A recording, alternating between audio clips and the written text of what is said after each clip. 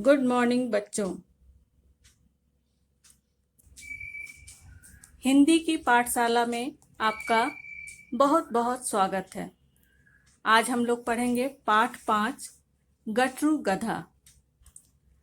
इस पाठ में एक गधे की कहानी है जिसका नाम है गटरू और जो बहुत आलसी है और मेहनत से जी चुराता है। आइए देखते हैं ये कहानी क्या है। एक व्यापारी था जिसके पास एक गधा था। गधे का नाम था गटरू। व्यापारी सामान बेचता और खरीदता था। एक दिन जब वो बाजार गया सामान खरीदने के लिए तो वो देखा कि नमक बहुत कम दामों में मिल रहा है। तो वो क्या किया, बहुत सारा नमक खरीद लिया। नमक इतना ज़्यादा खरीद लिया कि गटरू उस बोझ तले दब गया। वो किसी तरह अपना पैर घसीटते घसीटते घर की ओर जा रहा था। तभी रास्ते में एक नदी आई। गटरू किस वो बोझ तले दबा हुआ था ही, वो ठीक से चल नहीं पा रहा था, जिसके कारण उसका पैर फिसल गया और वो उस नदी के पानी में गिर गया। पानी में गिरते ही नमक जो है वो घुल गया और उसका भार जो है कम हो गया। जब गटरू उठा तो देखता है कि उसके पीठ पर जो बोझ था वो अब कम लग रहा है। फिर वो बहुत खुश हो गया और आगे की ओर चलने लगा। व्यापारी दूसरे दिन फिर बाजार गया। फिर वो नमक खरीदता है। इस बार भी वो बहुत ज़्यादा नमक ले लेता है। गटरू फिर उस बोझ तले दब जाता है। लेकिन अब गटरू समझ गया था कि मुझे क्या करना है। तो जैसे ही वो नदी आया वो उसमें जानबूझकर इस बार फिसल गया और फिसलते ही पानी में नमक घुलकर आधा हो गया। लेकिन इस बार व्यापारी समझ गया कि गटरू अब काम करना नहीं चाहता है। तो वो उसे सबक सिखाने के लिए क्या करता है, दूसरे दिन बाजार से जाता है तो वो रुई खरीदता है। और रुई खरीद कर जब गटरू के पीठ पर लादता है तो इस बार गटरू को भारी नहीं लगता है, क्योंकि रुई तो हल्की होती है। लेकिन चूंकि अब गटरू काम से जी चुराने लगा था, मेहनत से जी चुराने लगा था, फिर वो नदी के पास आकर जानबूझकर गिर जाता है। और इस बार जब वो गिरता है तो नदी के पानी को सोख कर रुई भारी हो जाती है। अब वो दुगुना उसका वजन हो जाता है। तो गटरू को क्या हो गया, अब किसी तरह अपना उस वजन को ढोते ढोते घर पहुंचता है। तो इस बार गटरू को उल्टा सजा ही मिल गया। तो इस तरह उसे समझ में आ गया कि हमें मेहनत से जी नहीं चुराना चाहिए। तो इस कहानी से हमें क्या सीख मिलती है? एक तो सीख ये भी मिलती है कि बेजुबान जानवरों पर हमें आवश्यकता से अधिक बोझ भी नहीं लादना चाहिए, यानी उनकी रक्षा भी करना हमारा ही फर्ज है। दूसरा, गटरू जिस तरह से मेहनत से जी चुराता था वैसे हमें मेहनत से जी नहीं चुराना चाहिए। वो तो उसका काम भी है ना, सामान को लाना ले जाना। तो ठीक है। तो ये थी कहानी गटरू गधा की। इस पाठ में हम लोग कहानी के बाद शब्दार्थ पढ़े थे। तो आइए देखते हैं शब्दार्थ।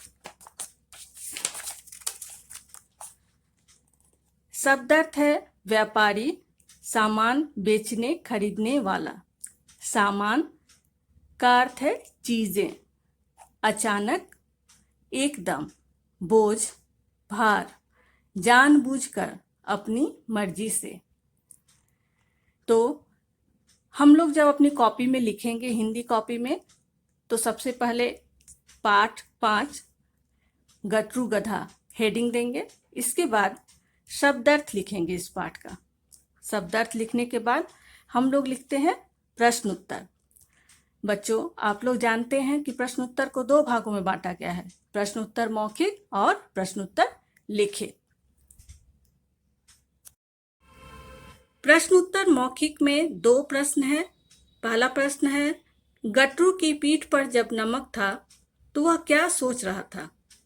उत्तर होगा, गटरू की पीठ पर जब नमक था तो वो सोच रहा था, मालिक ने आज क्या खरीदा है जो इतना भारी है। प्रश्न ख है, जब व्यापारी ने गटरू की पीठ पर रुई लादी तो उसे कैसा लगा। उत्तर होगा, जब व्यापारी ने गटरू की पीठ पर रुई लादी तो उसे बहुत भार कम लगा। अब आइए देखते हैं प्रश्नोत्तर लिखित।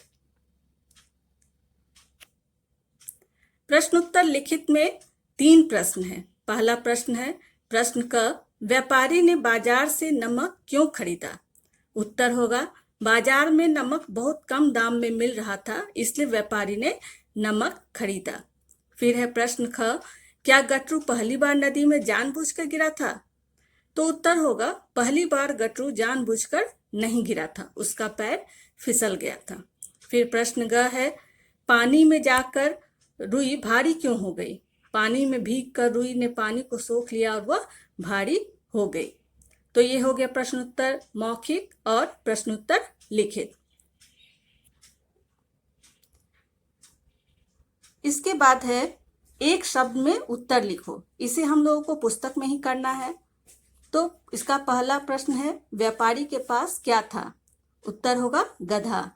फिर गटरू कहाँ गिरा, पानी में। प्रश्न ग, अगली बार गटरू के ऊपर क्या लादा गया। अगली बार गटरू के ऊपर क्या लादा गया था, रुई। तो उत्तर होगा केवल रुई लिखिएगा आप, क्योंकि एक शब्द में उत्तर देना है। प्रश्न घ, पानी में भीग कर रुई कैसी हो गई, भारी। गटरू कैसा था। उत्तर होगा आलसी। इसके बाद है नंबर 3 में वाक्य पूरे करो। यहाँ ऑप्शन दिया गया है हम लोगों को, हम लोग केवल सही चुनकर यहाँ लिखना है, सही शब्द चुनकर। जैसे नंबर क में बतलाया गया है, नमक बहुत कम दाम में बिक रहा था। नंबर ख में रुई पानी भरने से भारी हो गई। नंबर ग, बोझ कम हो जाने से गटरू खुश हुआ। इसके बाद है सोचो और बताओ। जो सही होगा वहाँ हम लोगों को स्माइली बनाना है। तो हमारा मेहनत करना क्यों अच्छा है, इससे हमारा काम हो जाता है, यहाँ स्माइली बनाएंगे। खुशी मिलती है, यहाँ भी स्माइली बनाएंगे। काम करना सीखते हैं, यहाँ भी स्माइली बनाएंगे।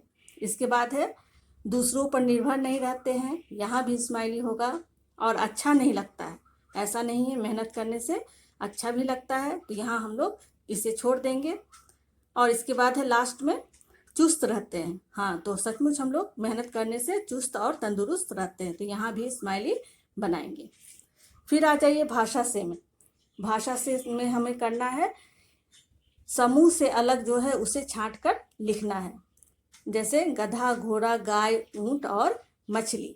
तो यहाँ मछली सबसे अलग है क्योंकि वह पानी में रहती है। इसके बाद है आलू, टमाटर, गाजर, आम, पालक। तो यहाँ आम लिखेंगे क्योंकि वह फल है। नंबर ग में कमल, गुलाब, नीम, लिली, चमेली। नीम क्या है, एक पेड़ का नाम है, बाकी सभी फूलों का नाम है। ठीक है, तो ये हो गया हम लोगों का समूह से अलग। इसके बाद देखते हैं भाषा से में क्या है। और फिर हम लोगों को भाषा से में नंबर 2 में है मैं या मैं लिखकर खाली जगह भरो।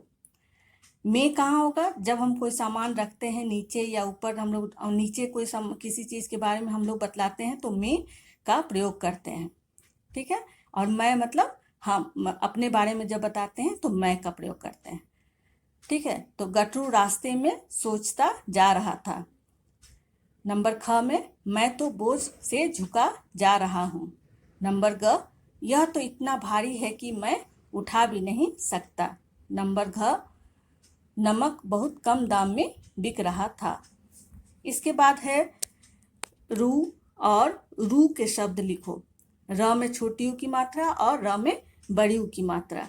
तो र में छोटी ऊ की मात्रा से शब्द है रुई, रुकना, रुपया। और र में बड़ी ऊ की मात्रा से शब्द है रुमाल, गटरू, अमरूद। शब्द हम लोगों को यहाँ दिया ही गया है, यहाँ से हम लोगों को छांट कर यहाँ लिखना है। ठीक है, इसके बाद नंबर 4 में है शब्दों को अलग करना है यहाँ। ठीक है, रास्ता, रा, स हलंत ता, हलंत का मतलब क्या होता है? आधा। ठीक है। रास्ता, देखिए यहाँ स त संयुक्त है। उसी तरह व्यापारी, यहाँ व या संयुक्त है तो उसे अलग करना है व को, तो व हलंत या पा री। ठीक है।